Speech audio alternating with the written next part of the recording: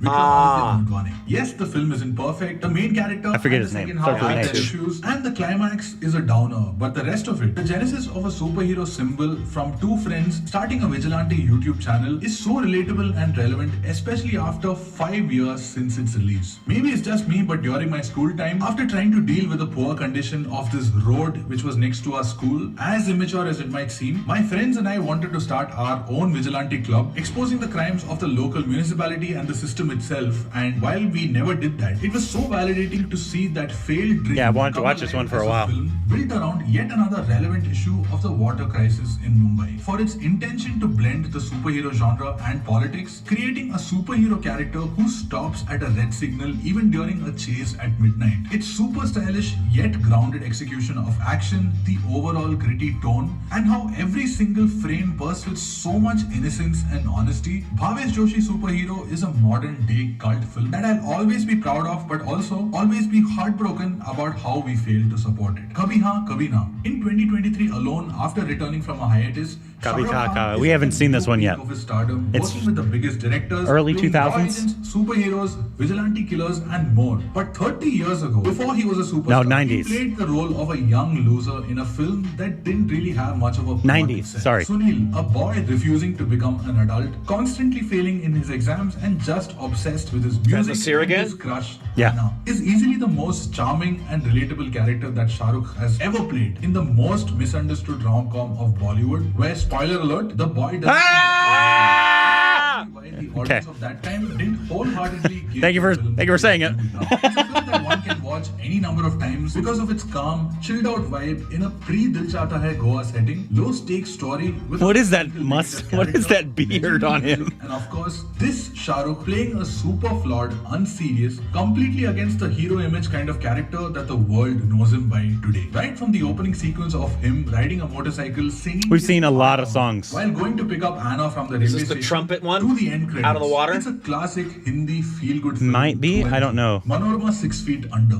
Nepotism is an issue that plagues every professional field, including the film industry, where access and multiple opportunities are given to those born into a film family, while star kids can't choose the family that they're born into. Every decade has a few handful of them who accept their privilege but decide to work on their craft and carve a niche for themselves. Ah, And a Captain shining Miller. example of this is Abhay Deol, an actor who tried his best to shed his legacy and literally created a subgenre for himself, taking on projects that no actor was doing at the time. The neo-noir murder mystery Manorama 6 Feet Under, which is such an underrated gem, Noir. is streaming on YouTube for free, and I recommend all of you to sit down, grab some snacks and drinks, and just enjoy the slow burn, atmospheric nature of it. Every time I think of Ayushman's film choices, I almost always think whether Ayushman would have made it if it wasn't for what Abhay Deol did in the past. An actor who, despite his family legacy and his unique film choices, Is got he, sidelined to Bobby the same Dole's kid industry or he was Sonny trying Dole's to lift kid? up. The next two films have a lot of similarities between them. Maqbool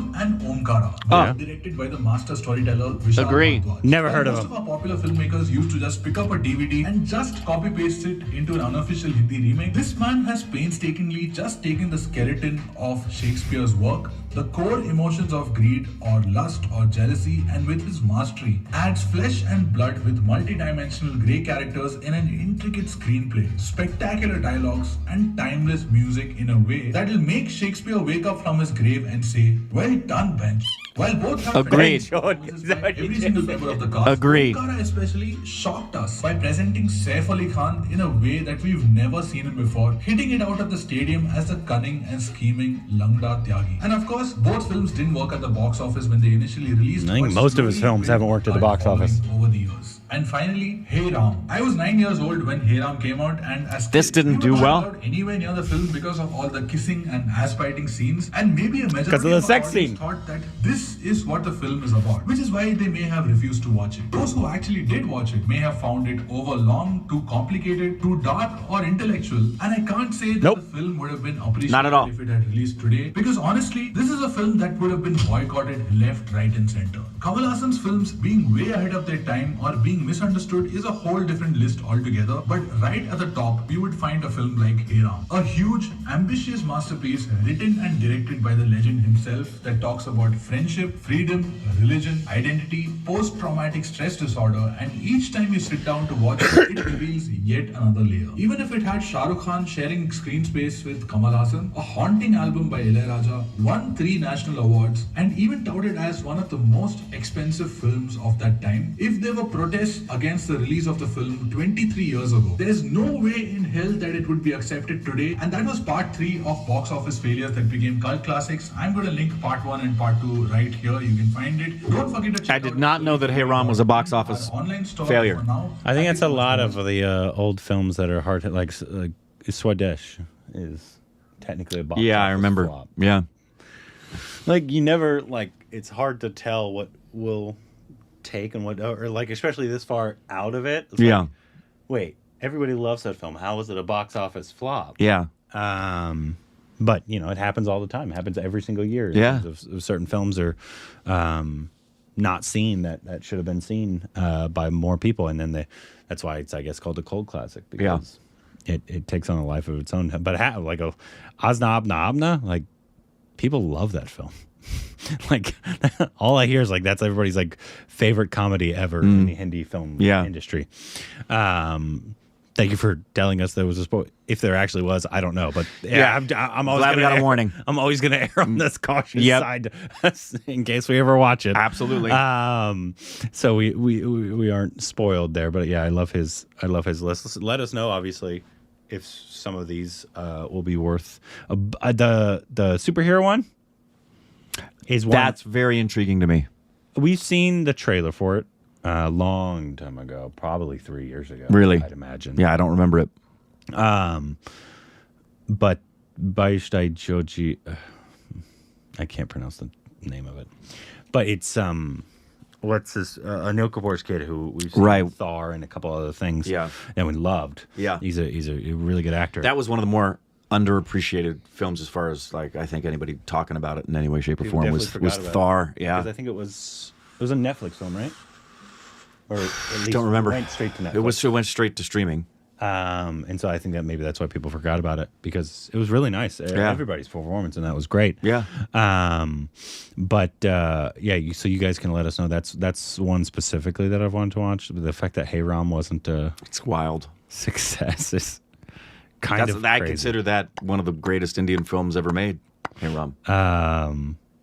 In the Kamal Hassan's films, how many of Kamal Hassan's film? Maybe it's different from Hindi to Tamil, depending on where he did it. Yeah. How many of his films were successes? I imagine he has quite a few successes, obviously, but also quite a few that are like probably Anurag or Vishal's in terms of it's too far advanced for a lot of people, especially for the time where he was making films. Yeah.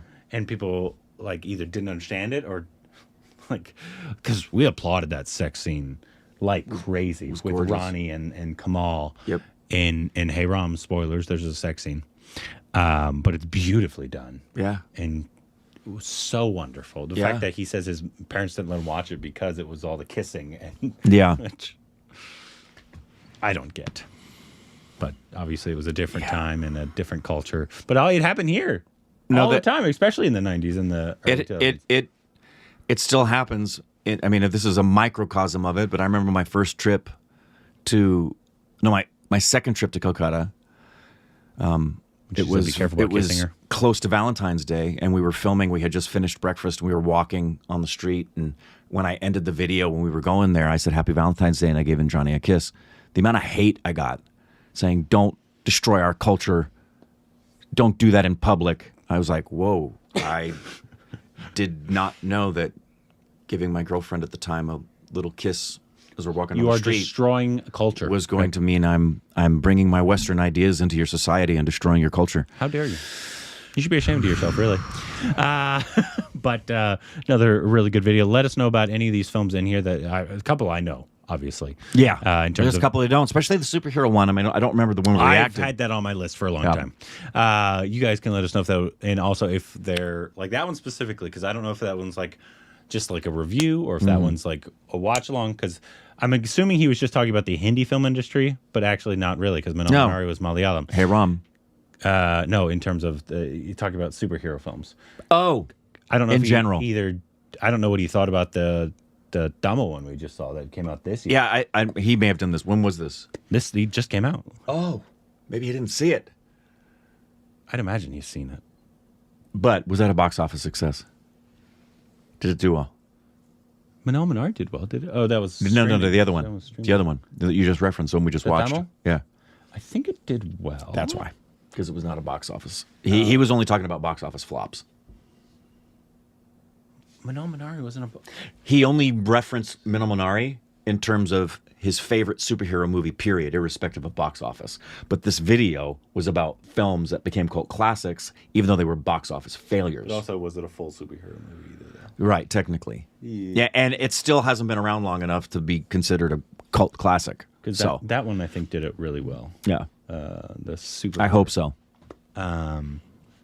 Anyways, Anyway, let us know there you go. about any of those films and any of his other videos we should react to, and go subscribe to him as always down below. Juice!